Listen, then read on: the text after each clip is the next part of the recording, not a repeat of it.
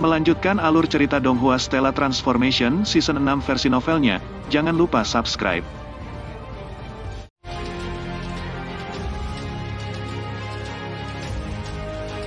Saudara Luo, saya sangat senang Anda datang ke sini secara pribadi. Kaisar Sage Utara terbesar berdiri dan berkata kepada Asura God King sambil tersenyum. Ratu Darah Iblis tersenyum menawan. Beberapa waktu yang lalu saya pergi ke Laut Asura untuk menemukan Brother Luo dan orang-orang dari Laut Asura menggunakan alasan Brother Luo menginstruksikan murid terbaru Anda untuk menghalangi saya. Saya tidak pernah menyangka bahwa Saudara Luo akan bebas hari ini. Nada keluhan dalam kata-kata Ratu Iblis Darah adalah sesuatu yang hampir semua orang di aula istana berhasil merasakan. Asura God King tersenyum acuh tak acuh. Yucha, saya memang sedang mengajar murid saya. Apakah muridmu itu hadir hari ini? Ratu Darah Iblis Yucha terus bertanya. Pada saat ini Asura God King telah berjalan ke kursinya sendiri dan duduk. Dia lalu berkata, dia di belakangku. Saat dia mengatakan itu dia melihat ke Hou Fei di belakangnya. Segera semua orang di aula istana melihat ke Hou Fei.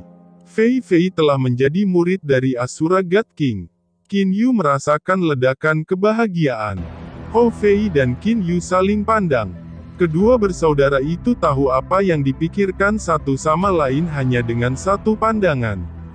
Lebih jauh lagi itu juga tidak nyaman bagi mereka berdua untuk mengobrol satu sama lain di aula istana sekarang. Baik Qin Yu dan Hou Fei telah memutuskan untuk meninggalkan aula istana terlebih dahulu sebelum mengobrol satu sama lain. Junior Hou Fei memberikan penghormatannya kepada berbagai God Kings. Kata Hou Fei dengan sopan. Haha, suara tawa yang keras dan jujur terdengar. Kaisar Sage Barat terbesar dari Gunung Blazing Flame berbicara. Kakak Luo tidak suka menerima murid, ini adalah sesuatu yang kita semua tahu. Kakak Luo, kenapa Anda mengambil murid kali ini?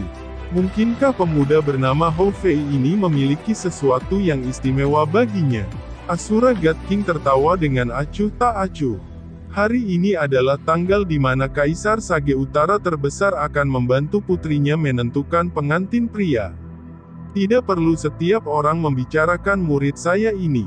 Meskipun nada bicara Asura God King terdengar sangat bersahabat, tetapi 8 Kaisar Sage Agung yang mengenalnya dengan sangat baik sudah tahu bahwa dia sudah sedikit tidak bahagia. 8 Kaisar Sage Agung dan perwakilan dari 3 kekuatan Ascender Agung semuanya telah duduk. Semua orang, Kaisar Bijaksana Utara Jiang Fan berdiri. Dengan senyum di wajahnya katanya. Hari ini adalah tanggal pencarian pengantin pria putri saya di depan umum. Beberapa tahun terakhir ini ada banyak orang yang ingin berpartisipasi dalam pencarian pengantin pria. Namun setelah penyaringan dasar hanya 18 elit dari alam ilahi yang tersisa. Seperti yang dikatakan Kaisar Sage Utmos, dia menunjuk ke baris tempat Qin Yu duduk. Baris itu memiliki total 18 orang. Huyin Hou, Shen Tufan, Qin Yu, Zhou Xian, dan Duan Muyu duduk di baris pertama. Di belakang mereka ada banyak barisan orang lainnya. The God Kings di atas segalanya mengangguk dan tersenyum kepada 18 kandidat di bawah. Banyak orang di bawah ini terkait dengan God Kings di atas. Tidak hanya Qin Yu dan mereka, untuk 13 kandidat lainnya untuk dapat lulus screening dasar masing-masing dari mereka juga memiliki status tinggi. Bahkan yang paling lemah di antara mereka memiliki status seorang pangeran. Saudara Jiang, ada total 18 calon di sini. Putri Anda yang berharga itu pasti tidak bisa menikah dengan 18 orang. Harus ada metode penyaringan yang tidak memihak, jika tidak ada dari kita yang dapat menerimanya. Kaisar Petapa Northwest Kota Hukuman Guntur Zhou Huo berkata sambil terkekeh. Saya setuju dengan apa yang dikatakan Saudara Zhou. Dari 18 orang ini 17 dari mereka akan tersingkir. Metode eliminasi harus memungkinkan kita semua untuk diyakinkan. Utmos South Sage Emperor dari Lightlands City juga menyuarakan pendapatnya. Segera di platform di atas 8 Kaisar Agung Sage, Ratu Iblis Darah God King, dan mereka semua mulai membahas tentang masalah ini sambil tersenyum dan tertawa. Suasananya sangat bersahabat. Adapun orang-orang di bawah mereka semua mendengarkan percakapan di antara para God Kings ini. Semuanya yakinlah, wajah tersenyum Jiang Fan menjadi agak merah. Saya secara alami memiliki metode penyaringan yang adil dan tidak memihak. Sebenarnya masing-masing dari 18 elit ini sangat luar biasa. Saya tidak suka menghilangkan satupun dari mereka. Haha, hanya putriku hanya bisa memiliki satu suami. Jiang Fan tersenyum sambil melihat ke Jiang Li di sampingnya. Semua orang, Chunyu Rou memiliki ekspresi yang sangat ramah. Saya berharap menantu saya harus tulus dan sepenuh hati terhadap putri saya. Dia harus merawat putri saya dan harus rajin serta penuh perhatian padanya. Lebih jauh lagi dia harus memiliki kekuatan dan status yang cukup untuk menyamainya. Semuanya, apakah Anda percaya apa yang saya katakan itu benar?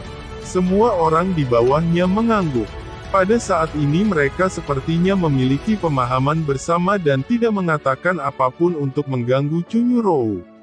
Dengan apa yang telah saya katakan sebelumnya, ketulusan sepenuh hati, perhatian, rajin, kekuatan, dan posisi yang cukup, saya dan suami saya telah menyusun metode penyaringan. Chunyu Rou mengulurkan 3 jari. 3 hadiah, 3 kandidat terpilih. Semua orang di bawah terkejut. Segera setelah itu mereka semua mulai menebak metode penyaringan apa yang Chunyu Rou bicarakan. Qin Yu juga menebak-nebak. 3 hadiah, 3 kandidat terpilih. Apakah kita akan memberikan hadiah untuk menentukan 3 pilihan? Orang-orang di bawah ini memikirkan hal yang sama seperti Qin Yu. Izinkan saya menjelaskan metode penyaringan secara mendetail. Chunyu Rou tersenyum dan berkata, untuk menentukan siapa di antara kalian yang paling tulus dan sepenuh hati terhadap putri kami telah menentukan metode untuk memilih slot pertama. 18 dari Anda harus mengambil hadiah yang mewakili ketulusan dan ketulusan hati Anda. Ketulusan. Bagaimana Anda bisa menilai itu hanya dengan melihat satu hadiah? Kabut mengambang God King berkata dengan lembut. Banyak orang di bawah ini juga mengangguk dalam hati mereka. Meskipun harta karun dipisahkan ke dalam beberapa tingkatan yang berbeda, tetapi bagaimana seseorang dapat menentukan siapa yang paling tulus dan sepenuh hati? Jika 2 orang dengan status berbeda mengambil harta yang sama, maka harta mereka akan sama, tetapi dapatkah dikatakan bahwa kedua orang itu sama-sama tulus? Jiang Fan berdiri, dia tersenyum dan berkata, semuanya tolong jangan cemas. Saya secara alami akan menjelaskan secara rinci. Saya pasti akan membuat semua orang merasa bahwa metode pemilihan kami adil. Siapapun yang hadir ditentukan untuk menjadi yang paling tulus, maka dia akan menjadi yang terpilih pertama. Adapun yang menentukan hadiah mana yang paling tulus dan sepenuh hati adalah 13 dewa termasuk aku yang hadir di sini hari ini. 13 God Kings hadir di sini selain 3 dari kota salju terapung wilayah utara Utmos, 10 lainnya semuanya berasal dari kekuatan yang berbeda. Dengan betapa dihormatinya status mereka, pasti tidak perlu khawatir dengan mereka sebagai juri. Orang-orang di bawah ini sama sekali tidak keberatan dengan ini. Hadiah kedua menentukan orang yang dipilih kedua. Hadiah ini menentukan ketekunan dan perhatian setiap orang. Hadiah ini tidak perlu berharga, itu hanya perlu novel menakjubkan dan memiliki berbagai aspek lainnya. Sekali lagi 13 God Kings akan menjadi hakim saat ini.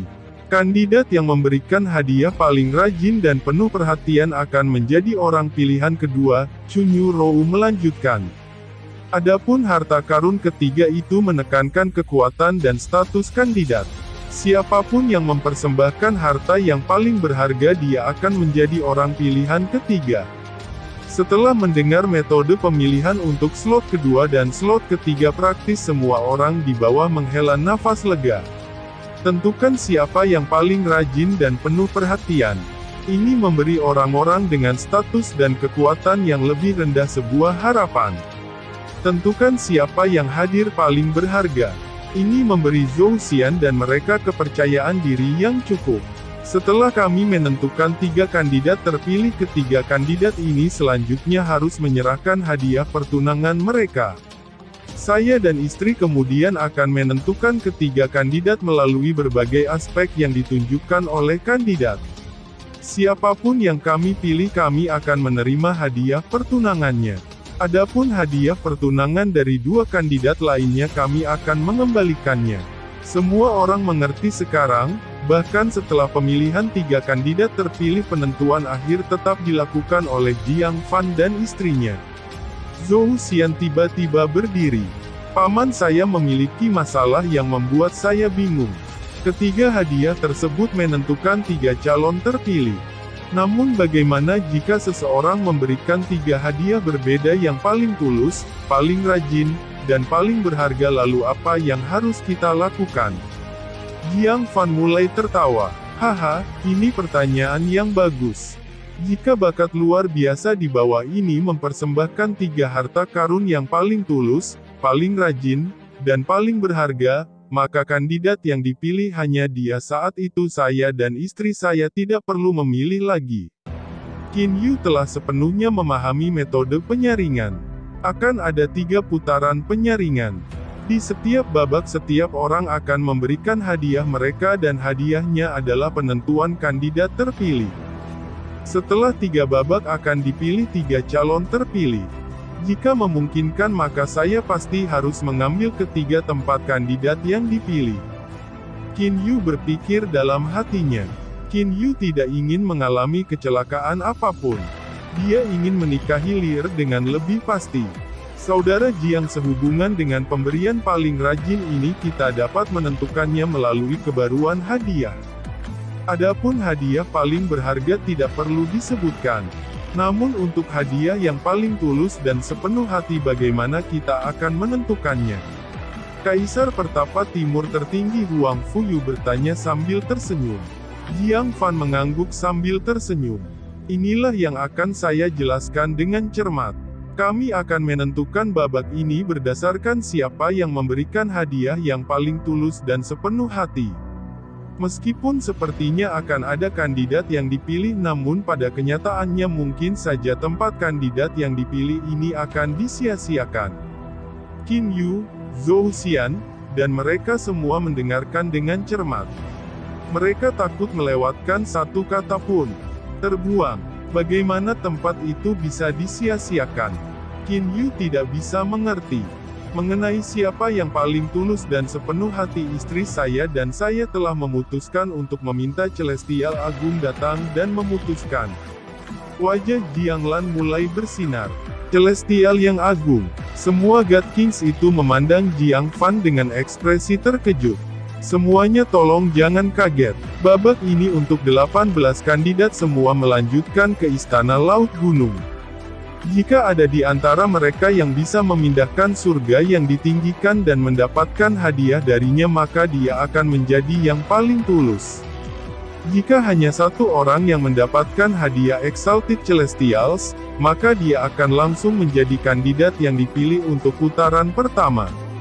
Jika ada 2 orang yang mendapatkan hadiah dari Celestial yang agung, maka kami 13 God Kings akan menentukan kelebihan dan kekurangan dari 2 hadiah untuk menentukan siapa kandidat yang akan dipilih. Jiang Fan berkata sambil tersenyum. Semua orang mengerti sekarang. Lanjutkan pergi ke Istana Laut Gunung untuk mencoba mendapatkan hadiah Celestial yang agung. Apakah Exalted Celestials mudah ditemui? Bagaimanapun mereka adalah makhluk legendaris. Sangat mungkin bagi semua orang untuk tidak mendapatkan harta apapun dan menyia-nyiakan tempat kandidat yang dipilih ini. Hanya itu hukuman guntur Exalted Celestial dia dari klan Zhou Kan. Qin Yu mengerutkan kening. Dia melirik Zhou Xian di sampingnya. Pada saat ini Zhou Xian memiliki ekspresi tersenyum di matanya. Pergi ke Istana Laut Gunung untuk mencoba mendapatkan hadiah yang diberikan oleh Celestial Agung. Duanmu Yu tersenyum sambil menggelengkan kepalanya. Dia kemudian mengangkat cangkirnya dan meminum anggur di dalamnya. Saudara Duanmu, akankah Celestial Agung sering muncul di Istana Laut Gunung? Qin Yu bertanya. Qin Yu tidak terlalu berpengetahuan tentang Istana Laut Gunung. Duanmu Yu tersenyum dan berkata sambil menggelengkan kepalanya. Tidak, tiga langit agung semuanya adalah orang-orang legenda, sangat sulit bagi seseorang untuk menemukan mereka. Adapun Istana Laut Gunung itu adalah satu-satunya kediaman sementara dari tiga surgawi agung yang mereka umumkan kepada dunia. Hanya kesempatan bagi tiga surgawi agung untuk muncul di Istana Laut Gunung sangat rendah. Namun mereka pasti akan tahu haruskah kita muncul di Istana Laut Gunung. Mengenai ini Qin Yu juga mengerti. Istana Laut Gunung pada dasarnya dapat dianggap sebagai kediaman tiga surgawi agung, bagaimana mungkin mereka sekarang bisa mengetahuinya? Tiga surgawi agung pasti akan tahu setiap gerakan yang kita lakukan di Istana Laut Gunung. Jika kita mampu mendapatkan hadiah yang diberikan oleh mereka, maka kita bisa dianggap berhasil. Huiyin Hou juga berbicara. Dia kemudian melihat ke Zhou Xian sambil tersenyum. Saudara Zhou, tampaknya kontes untuk memperebutkan calon terpilih pertama sangat menguntungkan Anda. Huiyin Hou telah tinggal di alam ilahi untuk waktu yang sangat lama. Jadi dia tahu lebih banyak hal daripada Qin Yu. Identitas God King hukuman guntur secara alami adalah sesuatu yang Huiyin Hou ketahui. Itu sulit untuk dikatakan. Begitu seseorang menjadi Celestial Agung, temperamen mereka tidak lagi menjadi sesuatu yang dapat kami ramalkan. Masih sangat sulit bagi kami untuk memastikan bahwa saya akan dapat memperoleh hadiah.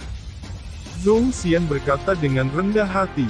Ayo jangan bicarakan itu, total ada 3 kandidat terpilih.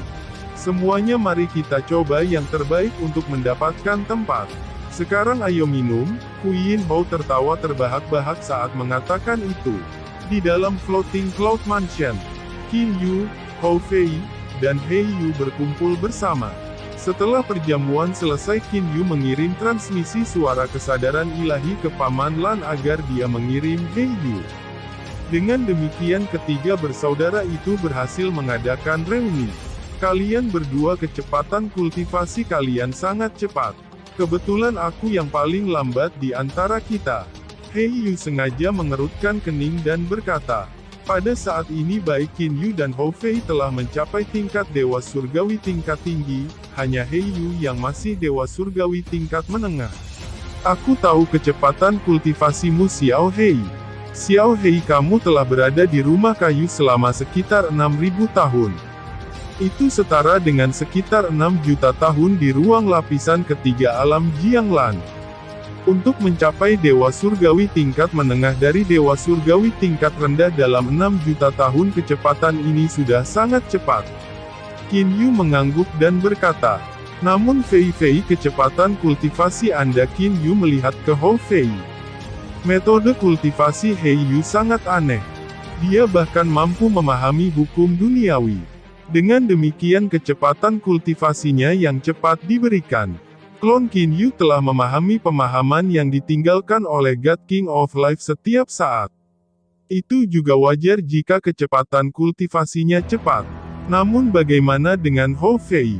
Sejak perpisahan mereka satu sama lain di kota Yuqi itu hanya terjadi sekitar 20.000 tahun. Namun Hou Fei sebenarnya sudah mencapai tingkat Dewa Surgawi tingkat tinggi. Kecepatan kultivasinya benar-benar mencengangkan. Haha, tentang ini aku juga agak pusing. Hou Fei mengusap kepalanya. Pada awalnya senior klan monyetku yang membawaku pergi. Namun setelah saya mencapai Laut Asura dalam waktu kurang dari 1 tahun, Asura God King datang dan berkata bahwa dia ingin menerima saya sebagai muridnya. Senior saya klan monyet itu dengan senang hati menyerahkan saya kepada Asura God King. Qin Yu dan He Yu dengan hati-hati mendengarkan. Ketika Hou Fei mengatakan hal ini, dia mengedipkan matanya beberapa kali.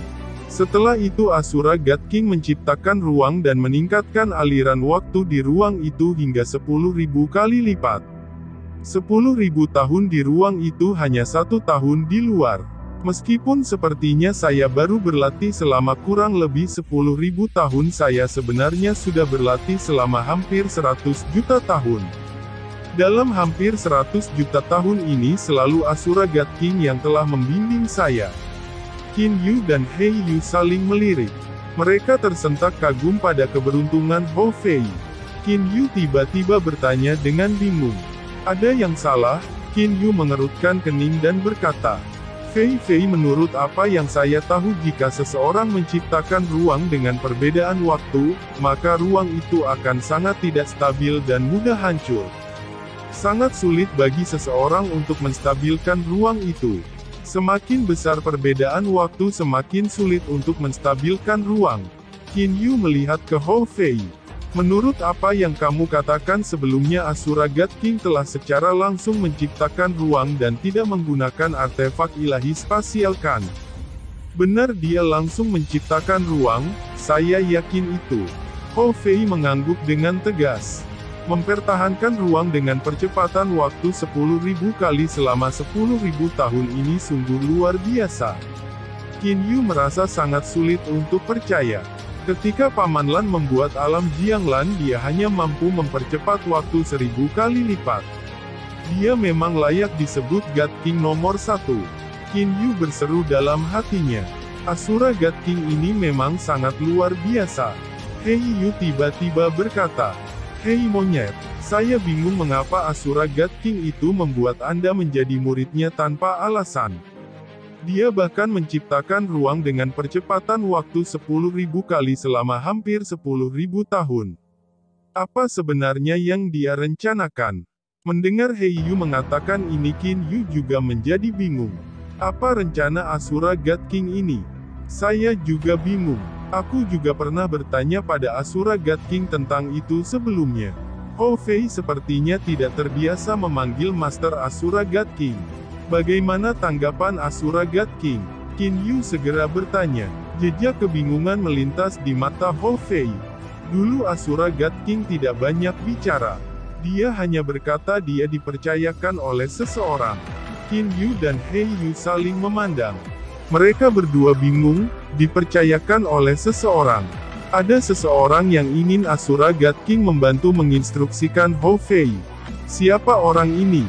Di seluruh alam ilahi berapa banyak orang yang sebenarnya mampu meminta Asura God King membantu mereka? Selanjutnya Asura God King bahkan rela mempertahankan ruang dengan percepatan waktu 10.000 kali selama 10.000 tahun. Seseorang seperti Asura God King seharusnya tidak punya alasan untuk berbohong.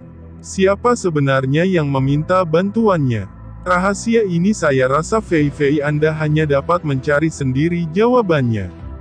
Qin Yu tersenyum dan melihat ke Hou Fei. Hou Fei berkata tanpa daya. Saya juga tahu tentang itu. Asura God King mengatakan bahwa ketika aku mencapai level God King dia akan memberitahuku tentang itu, benar-benar merepotkan. Apa dia pikir semudah itu menjadi God King? Monyet, jangan bicarakan ini lagi. Kakak laki-laki masih harus berangkat ke Istana Laut Gunung besok. He Yu tersenyum dan melihat ke arah Qin Yu. Kakak, hanya 18 orang yang pergi ke Istana Laut Gunung, kami tidak akan bisa menemanimu. Hanya 18 kandidat yang diizinkan masuk ke Istana Laut Gunung. Orang lain tidak diizinkan mengganggu mereka sama sekali. Istana Laut Gunung, Qin Yu berkata dengan suara rendah. Tidak peduli apa, saya pasti akan memberikan yang terbaik untuk mencoba mendapatkan tempat kandidat yang dipilih ini. Pencarian pengantin pria ini Qin Yu harus menang, kekalahan tidak diizinkan. Setelah melewati Arai menyampaikan di bawah kota salju terapung Qin Yu dan mereka langsung tiba di Arai menyampaikan terletak di ujung utara alam ilahi. Sekelompok orang berkumpul di pantai utara. Di sebelah utara ada lautan luas dan tak terbatas. Berbagai pasang surut pantai dapat dilihat dari jauh. Kaisar bijak utara yang tertinggi Jiang Fan berkata dengan suara yang jelas kepada 18 kandidat ini. Semuanya untuk setiap putaran kompetisi setiap orang memiliki waktu 10 tahun untuk mempersiapkannya. Setelah 10 tahun God Kings lainnya dan aku akan menunggu semua orang di Floating Snow City. Jika ada yang terlambat maka orang itu akan dianggap telah membatalkan putaran kompetisi itu. Tidak ada arai penyampaian dari sini ke Istana Laut Gunung. Untuk pergi ke Istana Laut Gunung seseorang harus terbang ke sana. Hanya terbang bolak-balik akan membutuhkan beberapa bulan. Selanjutnya untuk mencoba peruntungan di Istana Laut Gunung seseorang juga akan membutuhkan waktu yang cukup. 10 tahun itu tidak bisa dianggap sebagai jangka waktu yang lama. Apakah semuanya siap? Kaisar Sage Utara terbesar dipenuhi dengan senyuman.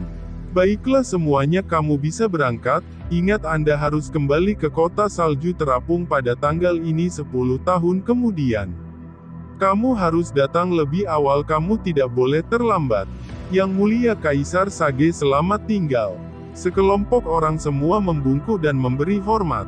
Setelah itu mereka semua mulai menginjak senjata mereka dan mulai terbang menuju utara.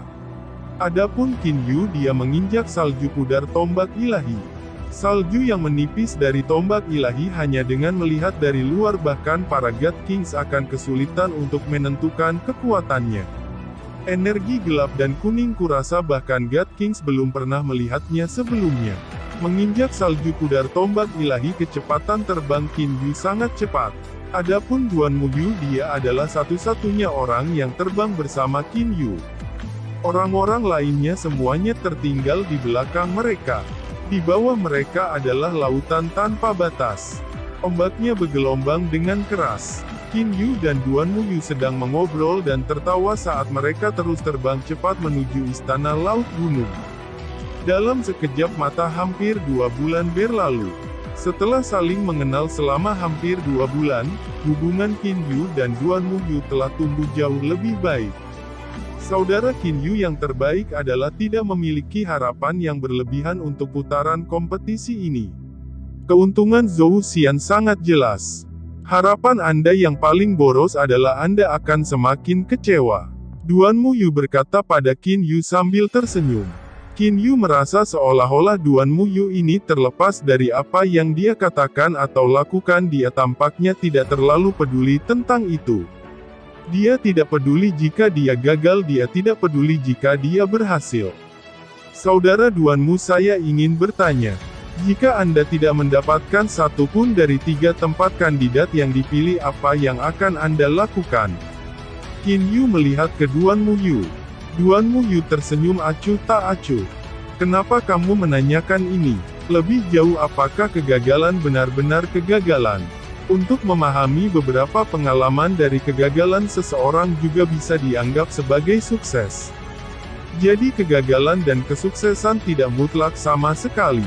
Qin Yu tidak bisa menahan diri dari menggelengkan kepalanya dan tersenyum tak berdaya.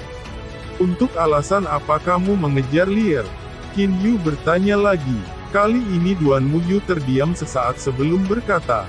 Saya kira itu karena saya ingin mencapai terobosan untuk mencapai level God King. Qin Yu merasakan ledakan depresi. Tentu saja para peserta dari pencarian pengantin pria, bahkan Duan Muyu ini yang menurut Qin Yu adalah orang yang sangat baik, semuanya mengejar Lier dengan harapan menjadi seorang God King. Saudara Qin Yu, kita telah sampai di Istana Laut Gunung. Duan Muyu tiba-tiba berkata. Qin Yu melihat ke depan, dia melihat banyak pulau berkumpul bersama dalam kekacauan yang indah. Jumlah pulau yang mengelilingi Istana Laut Gunung sangat banyak. Itu dikenal sebagai Pulau Seribu dan ada lebih dari 3.000 pulau berkumpul di sini. Qin Yu dan Duan Muyu melesat melintasi langit meninggalkan 2 lampu merah saat mereka langsung terbang menuju pulau tengah dari 3.000 pulau plus. Istana Laut Gunung terletak di pulau ini. Terima kasih sudah menonton. Lanjut di video selanjutnya, jangan lupa subscribe.